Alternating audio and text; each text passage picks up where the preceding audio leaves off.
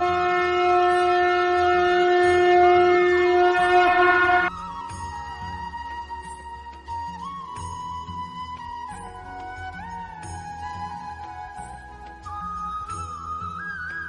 जाता है श्रीमद् भागवत गीता सिर्फ एक धर्म के लिए नहीं है, बल्कि इसे धरती के हर इंसान को पढ़ना और समझना चाहिए, ताकि वह अपनी जिंदगी में सुख, शांति और सफलता को प्राप्त कर सके। भगवत गीता में कुल 18 अध्याय है और इन 18 अध्यायों में कुल 700 श्लोक हैं, जो सभी के लिए पढ़ पाना थोड़ा मुश्किल है, जिन्हें जानकर आप भागवत गीता का सही मतलब समझ पाएंगे। इसलिए इन विचारों को आप हर सुबह सुने। जय श्री कृष्ण। संजय बोले, उस प्रकार करुणा से व्याप्त और आंसुओं से पूर्ण तथा व्याकुल नेत्रों वाले शोकयुक्त उस अर्जुन के प्रति भगवान मधुसूदन ने यह वचन कहा। श्री भगवान बोले, हे अर्जुन, तुझे इस असमय में यह मोह किस हेतु से प्राप्त हुआ? क्योंकि न तो ये श्रेष्ठ पुरुषों द्वारा आचरित है, न स्वर्ग को देने वाला है और न कीर्ति को करने वाला ही है। इसलिए हे अर्जुन, नपुंसकता को मत प्राप्त हो, तुझमें यह उचित नहीं जान पड़ती। हे परंतप, हृदय की तुच्छ दुर्बलता को त्याग कर युद्ध के लिए खड़ा हो जा। अर्जुन बोले, हे मधुसूदन, मैं रणभूमि में किस प्रकार बाणों से भीष्म पितामह और द्रोणाचार्य के विरुद्ध लड़ूंगा? क्योंकि हे अरिसूदन, वे दोनों ही पूजनीय हैं। इसलिए इन महानुभाव गुरुजनों को न मारकर मैं इस लोक में भिक्षा का अन्न भी खाना कल्याणकारक समझता हूँ, क्योंकि गुरुजनों को मारकर भी इस लोक में रुधिर से सने हुए अर्थ और कामरूप भोगों को ही तो भोगूंगा। हम ये भी नहीं जानते कि हमारे लिए युद्ध करना और न करना इन दोनों में से कौन सा श्रेष्ठ है, अथवा ये भी नहीं जानते कि उन्हें हम जीतेंगे या हमको वे जीतेंगे। और जिनको मारकर हम जीना भी नहीं चाहते, वे ही हमारे आत्मीय धृतराष्ट्र के पुत्र हमारे मुकाबले में खड़े हैं।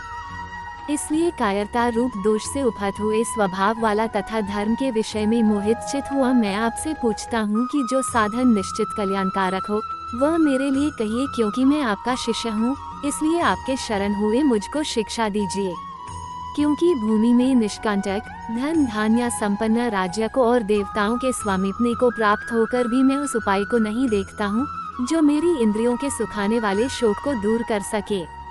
संजय बोले, हे राजन, निद्रा को जीतने वाले अर्जुन अंतर्यामी श्री कृष्ण महाराज के प्रति इस प्रकार कहकर फिर श्री गोविंद भगवान से युद्ध नहीं करूँगा ये स्पष्ट कहकर चुप हो गए। हे भरतवंशी धृतराष्ट्र, अंतर्यामी श्री कृष्ण महाराज दोनों सेनाओं के बीच में शोक करते हुए उस अर्जुन को हंसते हुए से यह वचन बोले। श्री भगवान बोले, हे अर्जुन, तू न शोक करने योग्य मनुष्यों के लिए शोक करता है और पंडितों के से वचनों को कहता है, परंतु जिनके प्राण चले गए हैं उनके लिए और जिनके प्राण नहीं गए हैं उनके लिए भी पंडित जन शोक नहीं करते। न तो ऐसा ही है कि मैं किसी काल में नहीं था, तू नहीं था, अथवा ये राजा लोग नहीं थे, और न ऐसा ही है कि इससे आगे हम सब नहीं रहेंगे। जैसे जीवात्मा की इस देह में बालकपन, जवानी और वृद्धावस्था होती है, वैसे ही अन्य शरीर की प्राप्ति होती है, उस विषय में धीर पुरुष मोहित नहीं होता। हे कुतिपुत्र, सर्दी गर्मी और सुख दुख को देने वाले इंद्रियों और विषयों के संयोग तो उत्पत्ति विनाशशील और अनित्य हैं, इसलिए हे भारत उनको तू सहन कर, क्योंकि हे पुरुष श्रेष्ठ, दुख सुख को समान समझने वाले जिस धीर पुरुष को ये इंद्रियों और विषयों के संयोग व्याकुल नहीं करते, वह मोक्ष के योग्य होता है। असत वस्तु की तो सत्ता नहीं है और सत का अभाव नहीं है। इस प्रकार इन दोनों का ही तत्वज्ञानी पुरुषों द्वारा देखा गया है। नाश रहित तो तू उसको जान जिससे ये संपूर्ण जगत दृश्य वर्ग व्याप्त है। इस अविनाशी का विनाश करने में कोई भी समर्थ नहीं है। इस नाश रहित अप्रमेय नित्य स्वरूप जीवात्मा के ये सब शरीर नाशवान कहे गए हैं। इसलिए हे भरतवंशी अर्जुन, तुम युद्ध करो। जो इस आत्मा को मारने वाला समझता है तथा जो इसको मरा मानता है, वे दोनों ही नहीं जानते, क्योंकि यह आत्मा वास्तव में न तो किसी को मारता है और न किसी द्वारा मारा जाता है। यह आत्मा किसी काल में भी न तो जन्मता है और न मरता ही है, तथा न यह उत्पन्न होकर फिर होने वाला ही है, क्योंकि यह अजन्मा, नित्य, सनातन और पुरातन है। शरीर के मारे जाने पर भी यह नहीं मारा जाता। हे पृथापुत्र अर्जुन, जो पुरुष इस आत्मा को नाशरहित, नित्य, अजन्मा और अव्यय जानता है, वो पुरुष कैसे किसको मरवाता है और कैसे किसको मारता है। जैसे मनुष्य पुराने वस्त्रों को त्याग कर दूसरे नए वस्त्रों को ग्रहण करता है, वैसे ही जीवात्मा पुराने शरीरों को त्याग कर दूसरे नए शरीरों को प्राप्त होता है। इस आत्मा को शस्त्र नहीं काट सकते, इसको आग नहीं जला सकती, इसको जल नहीं गला सकता और वायु नहीं सुखा सकता, क्योंकि यह आत्मा अच्छेद्य है। यह आत्मा अदाह्य, अक्लेद्य और निसंदेह शोष्य है तथा यह आत्मा नित्य, सर्वव्यापी, अचल, स्थिर रहने वाला और सनातन है। यह आत्मा अव्यक्त है, यह आत्मा अचिंत्य है और यह आत्मा विकाररहित कहा जाता है। इससे हे अर्जुन, इस आत्मा को उपर्युक्त प्रकार से जानकर तू शोक करने के योग्य नहीं है, अर्थात तुझे शोक करना उचित नहीं है। किंतु यदि तू इस आत्मा को सदा जन्मने वाला तथा सदा मरने वाला मानता हो, तो भी हे महाबाहो, तू इस प्रकार शोक करने योग्य नहीं है, क्योंकि इस मान्यता के अनुसार जन्मे हुए की मृत्यु निश्चित है और मरे हुए का जन्म निश्चित है। इससे भी इस बिना उपाय वाले विषय में तू शोक करने योग्य नहीं है। हे अर्जुन, संपूर्ण प्राणी जन्म से पहले अप्रकट थे और मरने के बाद भी अप्रकट हो जाने वाले हैं, केवल बीच में ही प्रकट हैं। फिर ऐसी स्थिति में क्या शोक करना है। कोई एक महापुरुष ही इस आत्मा को आश्चर्य की भांति देखता है और वैसे ही दूसरा कोई महापुरुष ही इसके तत्व का आश्चर्य की भांति वर्णन करता है तथा दूसरा कोई अधिकारी पुरुष ही इसे आश्चर्य की भांति सुनता है और कोई तो सुनकर भी इसको नहीं जानता। हे अर्जुन, यह आत्मा सबके शरीर में सदा ही अवध्य, जिसका वध नहीं किया जा सके है। इस कारण संपूर्ण प्राणियों के लिए तू शोक करने योग्य नहीं है तथा अपने धर्म को देखकर भी तू भय करने योग्य नहीं है, अर्थात तुझे भय नहीं करना चाहिए, क्योंकि क्षत्रिय के लिए धर्मयुक्त युद्ध से बढ़कर दूसरा कोई कल्याणकारी कर्तव्य नहीं है। हे पार्थ, अपने आप प्राप्त हुए और खुले हुए स्वर्ग के द्वार रूप इस प्रकार के युद्ध को भाग्यवान क्षत्रिय लोग ही पाते हैं। किंतु यदि तू इस धर्मयुक्त युद्ध को नहीं करेगा तो स्वधर्म और कीर्ति को खोकर पाप को प्राप्त होगा तथा सब लोग तेरी बहुत काल तक रहने वाली अपकीर्ति का भी कथन करेंगे और माननीय पुरुष के लिए अपकीर्ति मरण से भी बढ़कर है। और जिनकी दृष्टि में तू पहले बहुत सम्मानित होकर अब लघुता को प्राप्त होगा, वे महारथी लोग तुझे भय के कारण युद्ध से हटा हुआ मानेंगे। तेरे वैरी लोग तेरे सामर्थ्य की निंदा करते हुए तुझे बहुत से न कहने योग्य वचन भी कहेंगे। उससे अधिक दुख और क्या होगा। या तो तू युद्ध में मारा जाकर स्वर्ग को प्राप्त होगा अथवा संग्राम में जीतकर पृथ्वी का राज्य भोगेगा। इस कारण हे अर्जुन, तू युद्ध के लिए निश्चय करके खड़ा हो जा। जय पराजय, लाभ हानि और सुख दुख को समान समझकर उसके बाद युद्ध के लिए तैयार हो जा। इस प्रकार युद्ध करने से तू पाप को नहीं प्राप्त होगा। हे पार्थ, ये बुद्धि तेरे लिए ज्ञानयोग के विषय में कही गई और अब तू इसको कर्मयोग के अध्याय 3 श्लोक 3 की टिप्पणी में इसका विस्तार देखें। विषय में सुन, जिस बुद्धि से युक्त हुआ तू कर्मों के बंधन को भली भांति त्याग देगा, अर्थात सर्वथा नष्ट कर डालेगा। इस कर्मयोग में आरंभ का अर्थात बीज का नाश नहीं है और उल्टा फलरूप दोष भी नहीं है, बल्कि इस कर्मयोग रूप धर्म का थोड़ा सा भी साधन जन्म मृत्यु रूप महान भय से रक्षा कर लेता है। हे अर्जुन, इस कर्मयोग में निश्चयात्मिका बुद्धि एक ही होती है, किंतु अस्थिर विचार वाले विवेकहीन सकौम मनुष्यों की बुद्धियां निश्चय ही बहुत भेदों वाली और अनंत होती हैं। हे अर्जुन, जो भोगों में तन्मय हो रहे हैं, जो कर्मफल के प्रशंसक वेदवाक्यों में ही प्रीति रखते हैं, जिनकी बुद्धि में स्वर्ग ही परम प्राप्य वस्तु है और जो स्वर्ग से बढ़कर दूसरी कोई वस्तु ही नहीं है, ऐसा कहने वाले हैं, वे अविवेकी जन इस प्रकार की जिस पुष्पित अर्थात दिखाओ शोभायुक्त वाणी को कहा करते हैं, जो कि जन्म रूप कर्म फल देने वाली एवं भोग तथा ऐश्वर्य की प्राप्ति के लिए नाना प्रकार की बहुत सी क्रियाओं का वर्णन करने वाली है। उस वाणी द्वारा जिनका चित्तर लिया गया है, जो भोग और ऐश्वर्य में अत्यंत आसक्त हैं, उन पुरुषों की परमात्मा में निश्चयात्मिका बुद्धि नहीं होती।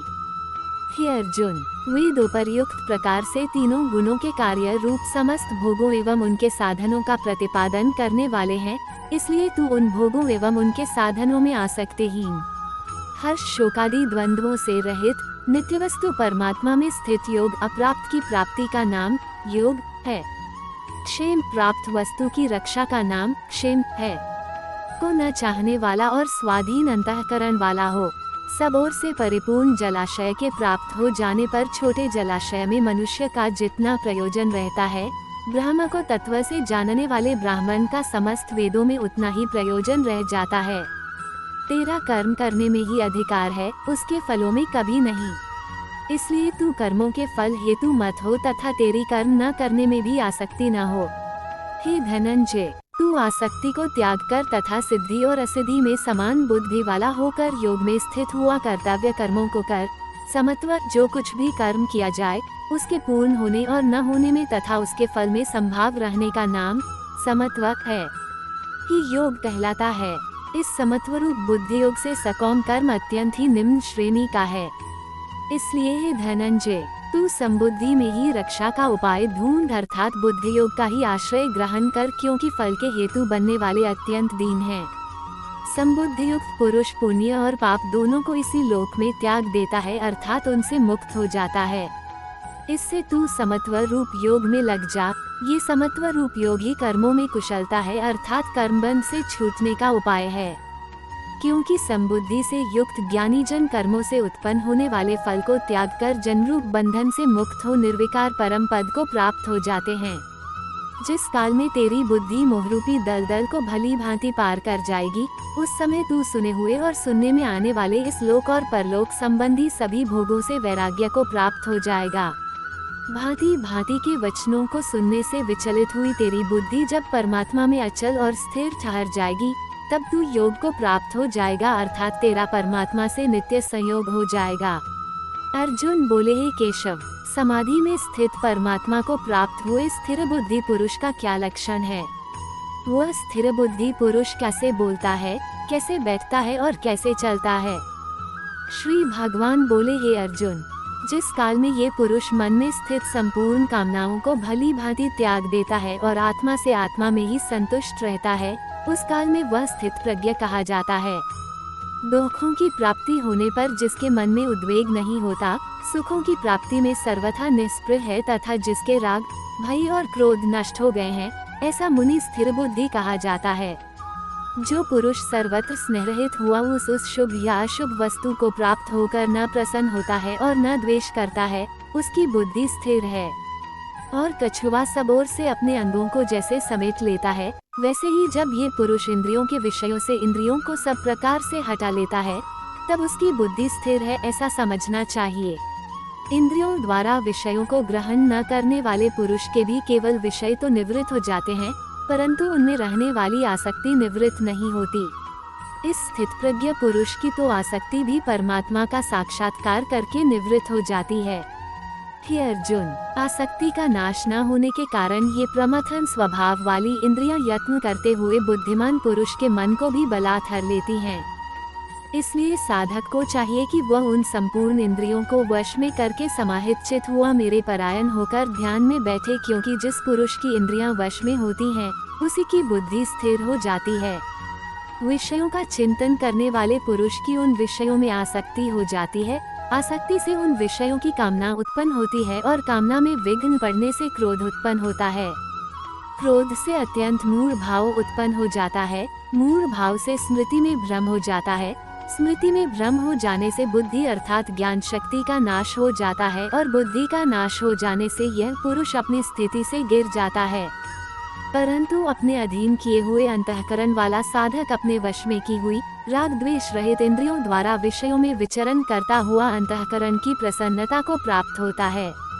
अंतःकरण की प्रसन्नता होने पर इसके संपूर्ण दुखों का अभाव हो जाता है और उस प्रसन्नचित वाले कर्मयोगी की बुद्धि शीघ्र ही सब ओर से हटकर एक परमात्मा में ही भली भांति स्थिर हो जाती है।